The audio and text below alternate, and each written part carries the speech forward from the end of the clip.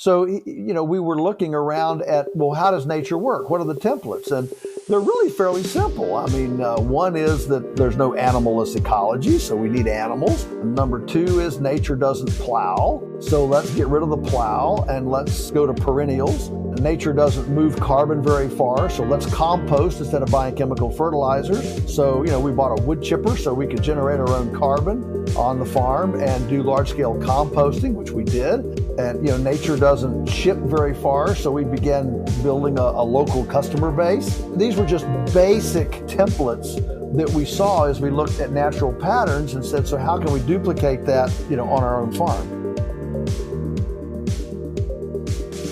Welcome to Mindful Businesses, presented by Sarani, and I'm your host, Vidya Iyer.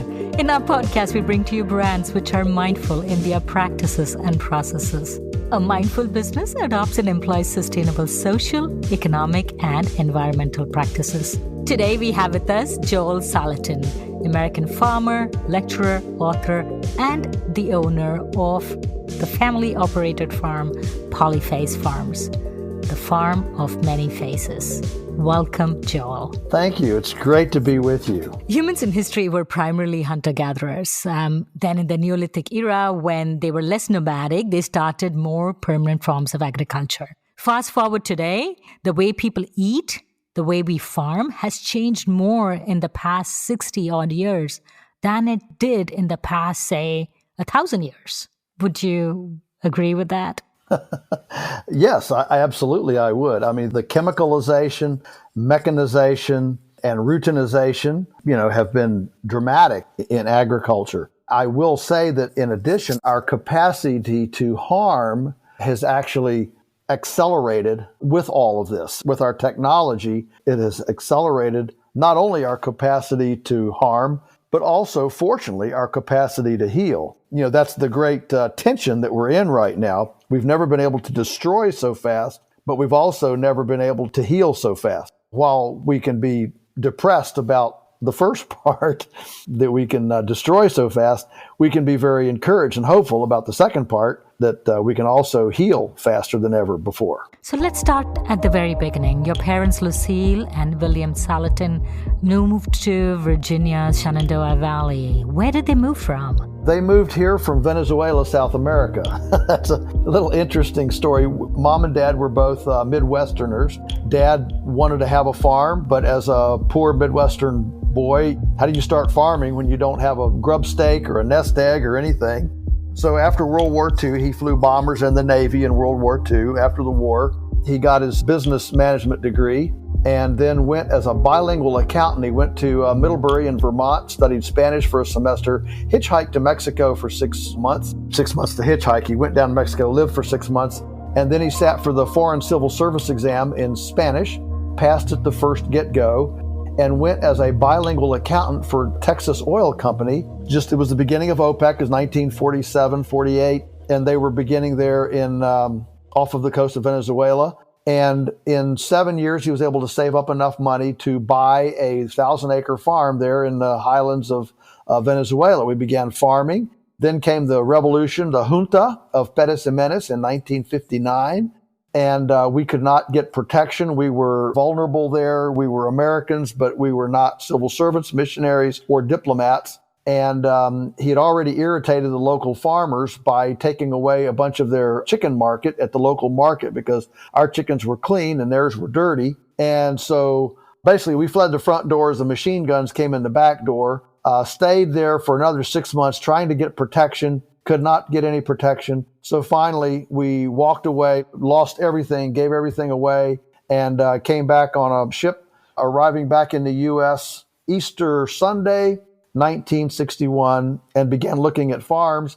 Dad was still hoping to go back. So we looked at farms within a day's drive of Washington, D.C., and that's how we settled here in the Shenandoah Valley in the worn-out, gullied, rock-piled farm. But it was cheap, so we settled here. How old were you at that time?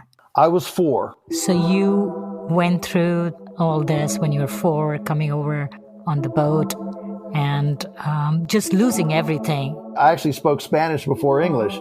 When we came back, Mom and Dad tried to maintain it in the home, but being just 4 years old, I didn't know when to turn the dial off or on, and so I would just break out in Spanish in, the grocery store or church or whatever. And, this was 1961, McCarthyism, Cold War, and we were in this very conservative community, and people didn't know what Spanish was, and they thought something was wrong, or we were communist spies or something. So actually 2 weeks after we moved in here, the Ku Klux Klan burned a bale of hay in our lane so that we would know that the community knew that we were communist spies. That's a kind of interesting side story, but it was a conservative community, so they quit speaking Spanish in the home so we wouldn't get bullied and laughed at in school. So coming back to the land, you said that it was pretty arid.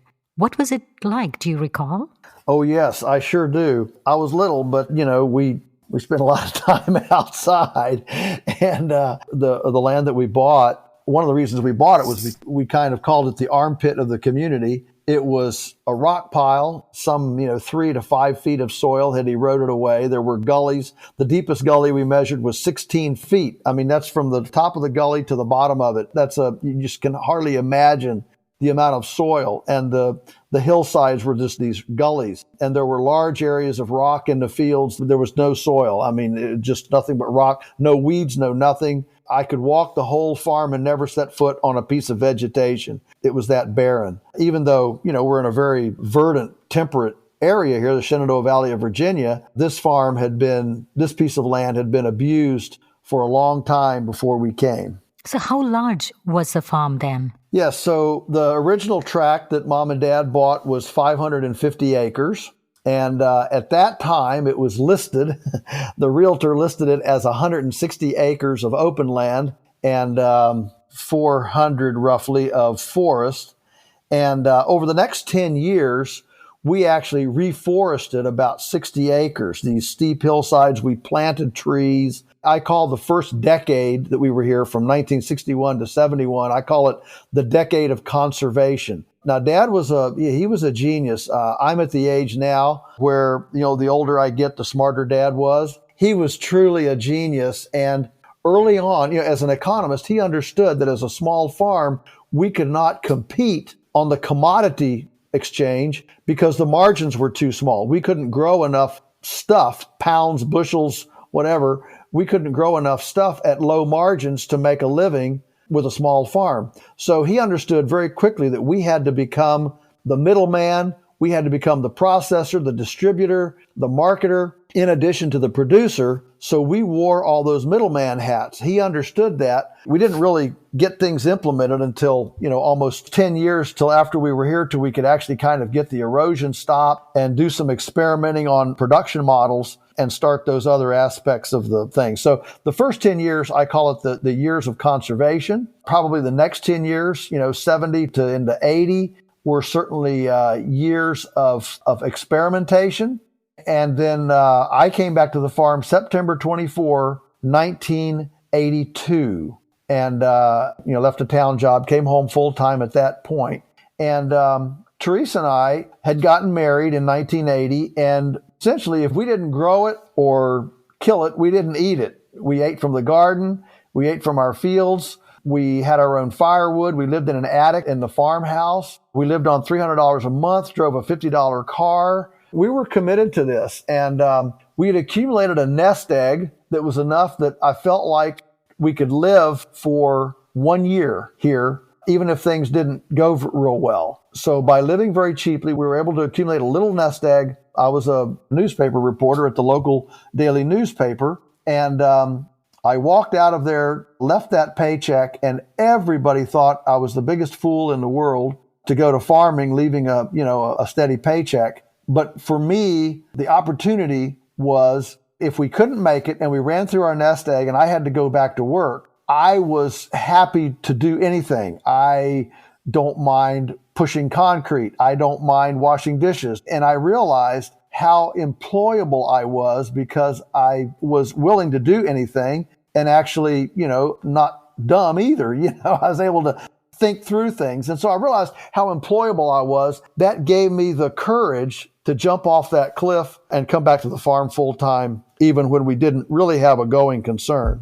Coming back to your dad as an economist, realized that the only way he could survive is through vertical integration. Yes. And you are married to Teresa, who supported you, and you came back. And is that when the whole regenerative farming started, or? Yeah, so back in the early 60s, Dad was an experimenter. He viewed chemical agriculture as a drug addiction. You know, you have to get harsher and stronger, more toxic chemicals, whether it's fertilizer, herbicide, pesticide, whatever it is. You have to get, they're more expensive and more toxic to get the same kick. It's a lot like a drug trip. That's around 1961, right? Yes. In that period, synthetic fertilizers and chemical pesticides were really, really popular.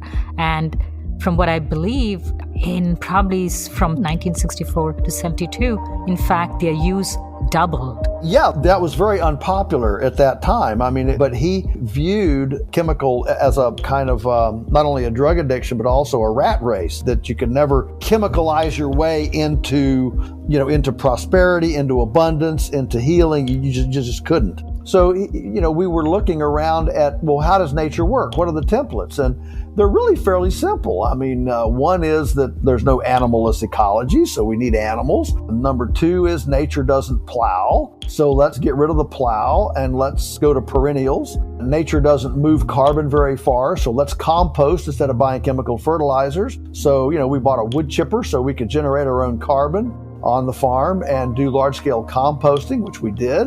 And, nature doesn't ship very far, so we began building a local customer base. These were just basic templates that we saw as we looked at natural patterns and said, so how can we duplicate that, on our own farm? So would that comprise of regenerative farming, or is that natural farming? I don't care what you want to call it. I like to call it profitable farming, but you can call it anything. The point is that we're not building soil and increasing earthworms and generating more biomass every year. We're going backwards, not forwards. That's the basic idea. And now here we are, 60 years later, and the rocks are covered up with soil. The gullies have all stopped eroding, and we planted trees on them. Some of them we bulldozed shut and they've turned into fields. We've built dozen ponds. This piece of property has gone from the worst one in the community now to arguably the most productive one. So how did you build up the soil? You said you use earthworms, you don't plow. Right. So nature builds soil with carbon. Now that carbon can, normally it's produced on site, and it's produced when the plants are pruned or mowed or grazed, actually prunes off root mass to mimic, so that there's bilateral symmetry between what's above the ground, what you can see, and what's below the ground, what you can't see.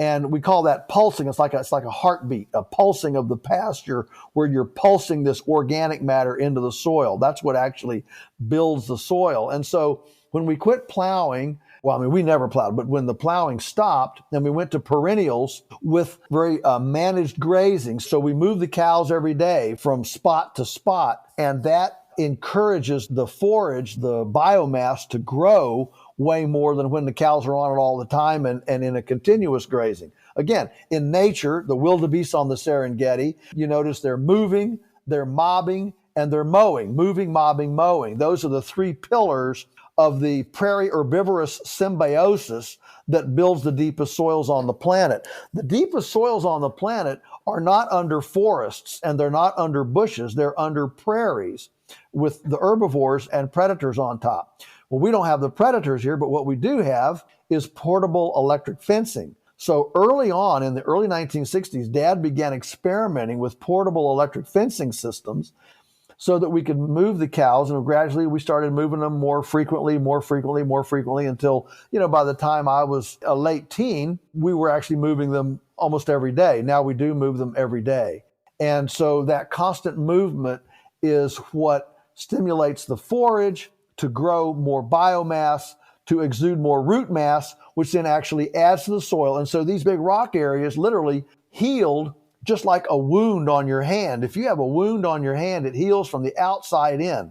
So every year, the soil will build up over the edge of these rocks. You can see it come in foot or 12, 18 inches, and it would just gradually come in until, by probably around the year 2000, 20 years ago, they were all covered up, and the soil wasn't very deep, but they were all covered up. The other thing that we did was we began large-scale composting. I said we had a chipper, so when we'd work we had a lot of woods, we had a lot of forest, and we had a lot of, dead, dying, crooked, junky trees. And so we would weed, we would upgrade in the woods, and we would chip those junky trees, crooked trees, things like that, chip them and use them as bedding under the livestock in the winter. But when we brought the cows in to feed hay, we'd use it as a carbonaceous diaper to soak up the manure and urine from the winter load of the animals. And then we use that as compost and spread it on the fields. And that added an additional amount of carbon to what the grassroots were giving the soil. And so the combination of the animal movement, the biomass production, and the composting all added enough carbon over time to actually build new soil. So did they have employees, or did they work on these 550 acres by themselves? Well, Dad experimented with a lot of things. We never made a living on the farm. Dad was an accountant. Mom was a high school physical education teacher. And so they used their off-farm income to pay the mortgage. That took 10 years to pay off the farm. Every penny went to the mortgage. We finally got it paid off by the early 1970s. Well, then we were a little more free to do some more experimentation and invest in some, things like the chipper. And we built a couple interesting, dump trailers and some other things. And just to do some experimenting, kind of throwing things against the wall and what works and what doesn't work. And so we did that through the 70s. And that was all done with family. There was certainly no money to pay an employee. It was just whatever we could do. And, I chopped thistles and we planted garden and we milked a couple cows. We basically tried to feed ourselves. And if we had some extra to sell, we did. We'd sell a handful of calves every year, and that kind of paid the taxes. But the farm was not a going concern until I came back in September 24, 1982. When I came back, that's when we started Polyface. We incorporated for tax reasons. And that's when we said, okay, now we can be a going concern. And it took Teresa and I about 3 years before we realized that we would actually be successful. It was pretty touchy there in those early couple of years. By the time we were 3 or 4 years in, we knew it was going to go, and we were pretty excited about it. You mentioned that you don't plow your land. What do you do about the weeds? Well, native prairie has up to more than 40 species of plants per acre. So most weeds are actually, have different medicinal properties. They concentrate different nutrients. And so our basic position is if an animal will eat it, it's not a weed. It's a diversified plant. So we actually relish the diversified forage canopy, if you will, on the soil, so that when you look out across our fields, it's not a monoculture. It's not a single plant. It's a diversity of legumes, grasses, forbs, what you would call, maybe broadleaf weeds. But hey, all of these serve a different purpose. They pull different things from the soil. They put different things into the soil. They have different ratios of minerals and nutrients and vitamins in them for the animals. And so we believe very strongly that a diversified plant community actually creates a more balanced, diversified animal community, which then when we eat the animals or these plants, we actually give our microbiome a greater amount of diversity, which then creates the complexity to allow our brains to function with diversified thinking instead of monothought thinking. That seems like a lot of threads to link together, but we know that our gut is directly linked to our emotional and cognitive function, and our gut needs a lot of diversity in it to fulfill the needs of all the varied needs and desires of the microbiome. This complexity is not just an academic focus group discussion. It's very practical and very real. Now on Polyface Farms, what do you raise and grow? We're primarily, we do have our garden and we have fruit trees and things like that for our own use, but we're essentially in the pastured livestock business. So we have beef, pork, chicken eggs, duck eggs, chicken broilers, that'd be meat chickens, turkeys, lamb, and of course, and rabbit, and forestry products. So we're in a pretty diversified food and fiber deal. Mm-hmm. So it's obvious that you're not giving any hormones to the animals or antibiotics or any other medicines, which would pass on when it's eaten by people. Is that correct? That is absolutely correct. We believe very strongly that nature is fundamentally well. And that's pretty different than the conventional orthodox narrative today in agriculture, which believes that nature is fundamentally flawed and we have to fix it or heal it. We have to tinker with nature because nature is fundamentally ill or sick or scarce, non-abundant. We believe that nature is fundamentally well and fundamentally abundant.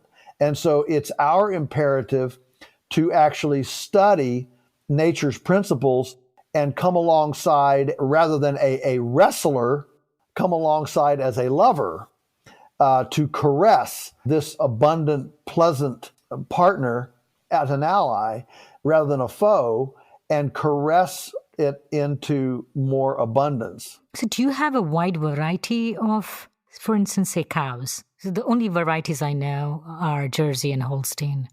So we have, when people ask me, well, what breed of cows do you have? We're in beef cows, of course. And I always tell people, well, we try to use anything that's not black. We have red ones and tan ones and brown ones and all that, but we're not breed specific. We're much more interested in phenotype than actual breeds. There are phenotypes that function well across all breeds. And so it's imperative to find the phenotype that works rather than actually being cultish about a certain breed. So what is a phenotype? A phenotype is your physical outline, what you look like. For example, a basketball center has a different phenotype than a sumo wrestler. Got it. And you said you don't take black cows. Why is that? The skin color change affects? Yeah, the black animals get very hot in our hot summers here. And so when you're moving them every day, sometimes you're a little bit shade compromised. And so we find that the non-black animals, you can put a laser thermometer on the hide of a black animal on a warm, July summer day, and it'll be 40 degrees hotter than a non-black animal. There's that much difference. So because we move them all the time and move them around, we want an animal that's more adaptable to heat variations than one that every time the sun comes up, they've got to go find a shade tree somewhere. So as I mentioned, I'm a vegetarian. So what do you tell people who say that the raising livestock emits more carbon greenhouses than all modes of transportation combined? And a pound of meat uses about 2,500 gallons of water, according to the makers of the movie Cowspiracy. Oh, okay. Well, let's dig into that a little bit. The problem with Cowspiracy and What the Health and the UN Long Shadow Report and the Lancet and whatever other were these animal-hating articles that you want to read, the problem with them is that they're using dysfunctional data points. So my tension when I read this stuff is I'm saying amen, amen, amen when they're talking about the problems in the industry and the problems with the way animals are produced or handled, whether it's abuse or greenhouse gases or whatever. But the problem is that the answer is get rid of the animals. Well, the fact is that 1,000 years ago, the planet had way more pounds of animal on it, including humans, than we do animals today. So clearly, the problem is not the animals, it's the way the animals are managed. So let me just give you one example. Grain-fed beef in a feedlot or dairy cows, either one. You feed it grain, you put it in this tight confinement situation, feed it grain, and the data points from that, including the methane produced, everything else, is negative. If you take that same animal and put it on a perennial, diversified pasture with good soil structure, that soil structure under perennial diversified forages will create a habitat to support methanotrophic bacteria. These are bacteria that are freestanding bacteria. They're not hooked to plants, they're not hooked to roots. They're freestanding bacteria in the soil. If they're healthy, there's enough in the soil to handle the methane produced by 1,000 cows per acre. Well, nobody's ever going to put 1,000 cows on an acre. The point is, nature has this covered. Don't worry. Nature's got it well covered. The problem is methanotrophic bacteria do not grow under corn. They do not grow under soybeans. They do not grow under, I feel like a Dr. Seuss, I will not eat it, green eggs and ham. They don't grow under corn, soybeans, a feedlot. They don't grow under parking lots, lawns, golf courses, or anything like that. They grow only under healthy soiled, perennial prairie polycultures. And so the problem with all of these anti-animal scientists is that they are using dysfunctional systems to create data points. And I agree, absolutely, in the negative aspects of the industrial conventional narrative. But again, the answer is not get rid of all the animals. The answer is let's use the animals like nature has for thousands and thousands of years in a positive, ecologically healing manner. So it's not the animal that's the problem. It's the management of the animal that's the problem. And that's why these natural templates, these patterns, if you will, are so critical. Goodness, when the scientists on the planet said for 30 years, told farmers like me to feed dead cows to our cows, we didn't do it on our farm, not because we hated science or hated progress. We didn't do it because we looked around the planet and said, show me an herbivore that eats carrion. And we couldn't find one. Now, we didn't know at the time that there would eventually be bovine spongiform encephalopathy, mad cow. We didn't know that. It was enough for us to know that there was no template in nature that made that possible. And so we didn't do it. And then, of course, 30 years later, we found out when you aggressively violate nature's rules, nature bats last. That's exactly where we've come to. Okay, and I wanted to tell you on a side note, though I'm a vegetarian, I want my friends who eat meat to eat good meat. Thank you. That's very kind and gracious. So where do you sell your products? Do you sell them locally? I would imagine because you want to limit your carbon footprint. Well, that's a very interesting question. For years, our mantra was always, totally local. So we have for many years, decades, we had kind of three legs. We sold here at the farm, obviously. People could come and buy stuff here at the farm. We have a farm store. We also sold to a lot of restaurants. Some of those, of course, are not going to survive COVID. Some of them will. And we supplied, about 50 restaurants. And then we also, one of our most innovative marketing aspects, years and years ago, we began doing delivery drops into the urban sector. And today I think we have 31 of those. They're all within 4 hours. So our driver can go and come in one day. We don't want overnight driving. So you can go and come in one day. And we service these once a month throughout the year in the urban sector. So people order online. We put the orders together. So it's a la carte. It's not a CSA, not a community supported agriculture. It's not a subscription service, at least yet. It is simply a la carte. You order, we put the orders together and deliver them once a month to a drop point, usually somebody's house. Everybody meets us there at an appointed time and picks up their orders, and it all works.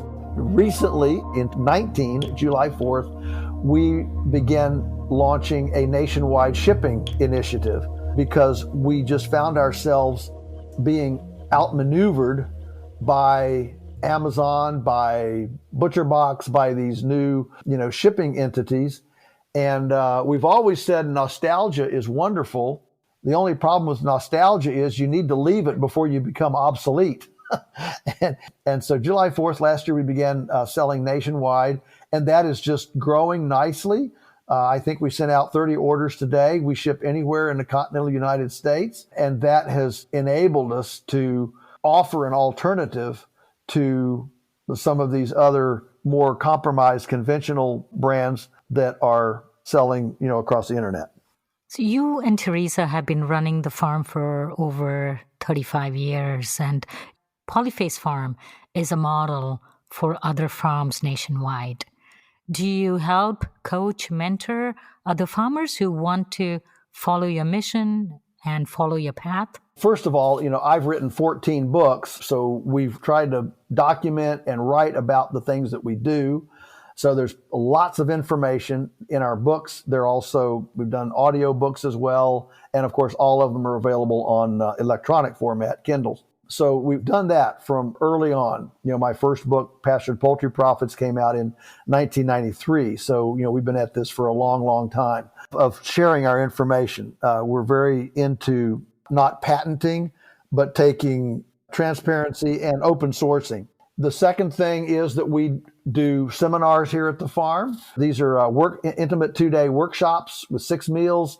And we go behind the curtain and we cram we basically do a one week seminar in 2 days called the Polyface Intensive Discovery Seminar. And next summer we will not be doing those because we'll be hosting what we're calling the Stewardship Festival. It'll be a nationwide stewardship festival here at the farm. We're expecting probably 10,000 people, and it'll be showcasing all of the regenerative healing, arts, land, health, everything you can imagine here. And we invite people to come to that.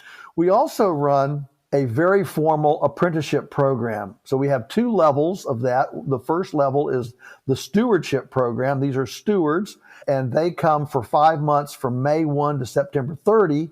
And then out of that, we pick several apprentices who then stay on another year and become the first level managers of the following year's stewards.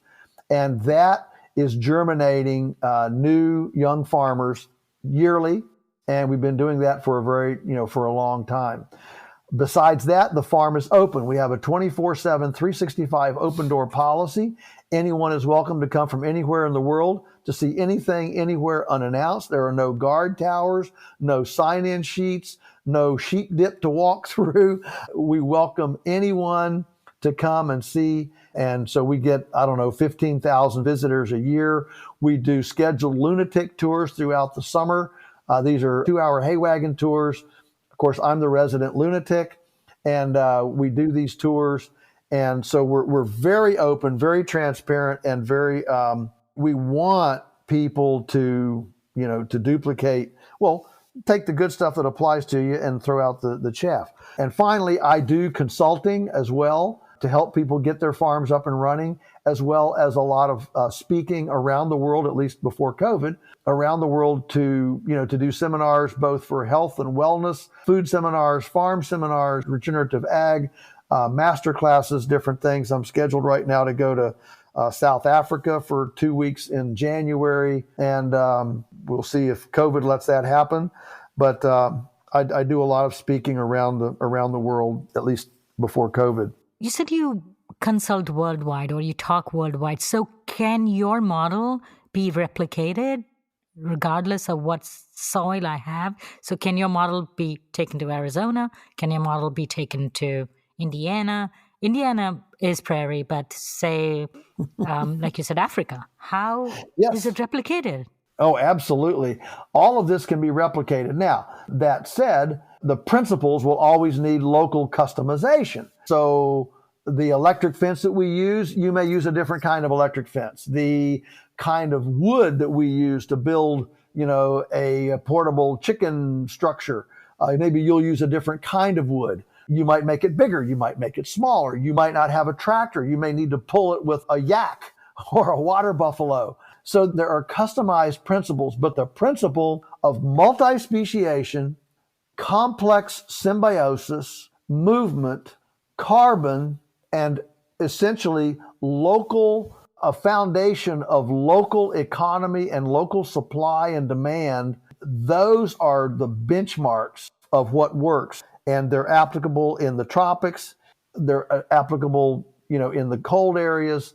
Northern hemisphere, southern hemisphere, wet areas, dry areas. Those broad principles work everywhere in the world.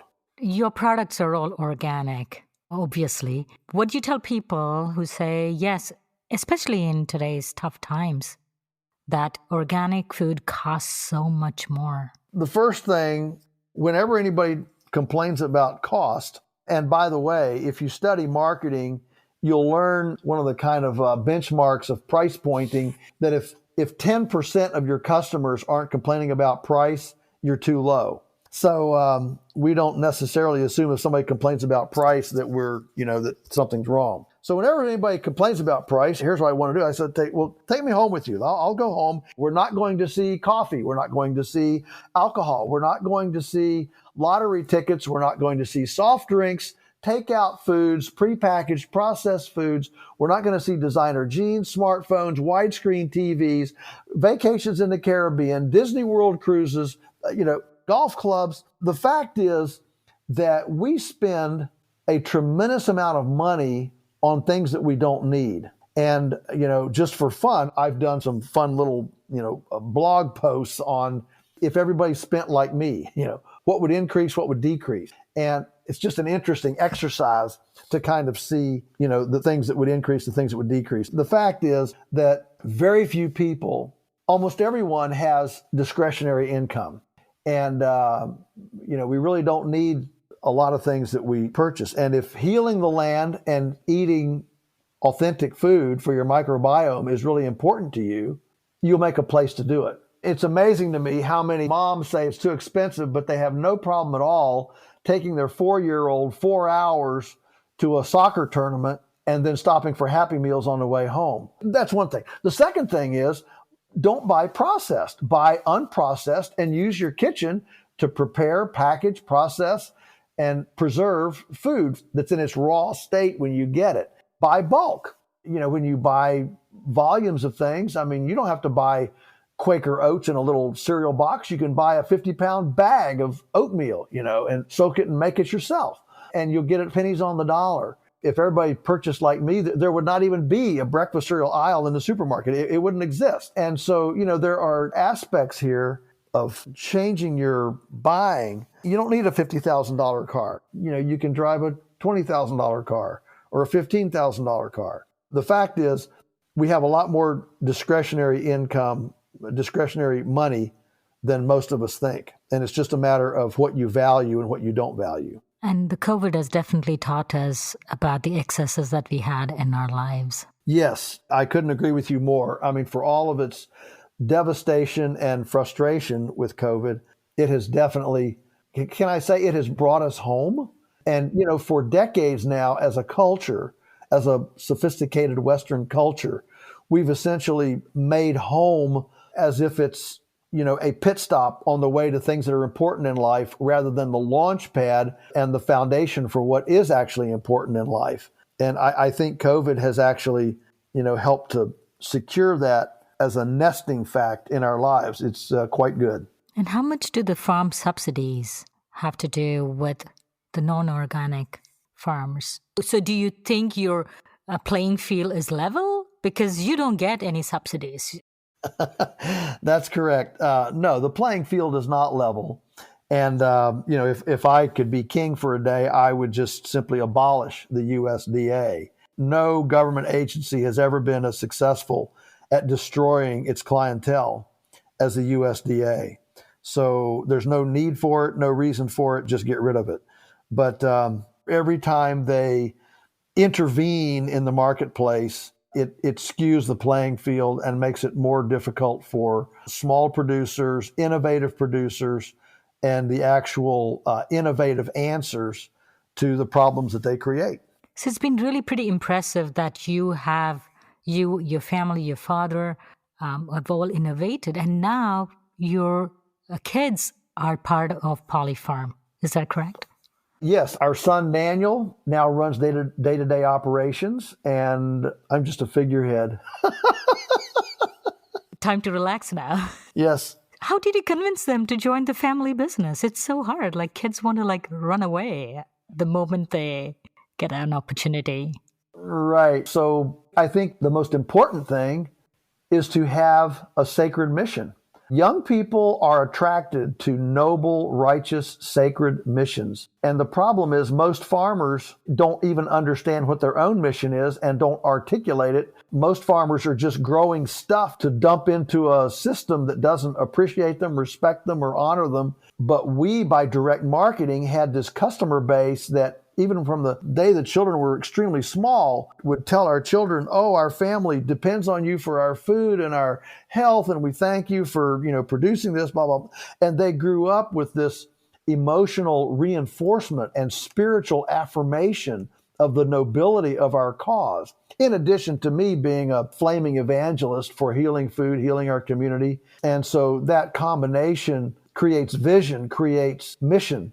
And who doesn't want to be a part of a profound sacred mission? On that note, thank you so much, Joel, for coming on our show. Thank you for having me. It's been a real pleasure. You're most welcome. If you're a creator of a mindful brand or would like to recommend a mindful brand to be featured on our show, send us a message on our Facebook or Instagram page. If you learned a thing or two from this episode, share it with one friend. Like, share, and subscribe to our Instagram or Facebook page at Mindful Businesses Podcast. We recorded this podcast in Lafayette, Indiana. Tatum Gale composed the music for this podcast. This is Vidya Iyer with Mindful Businesses.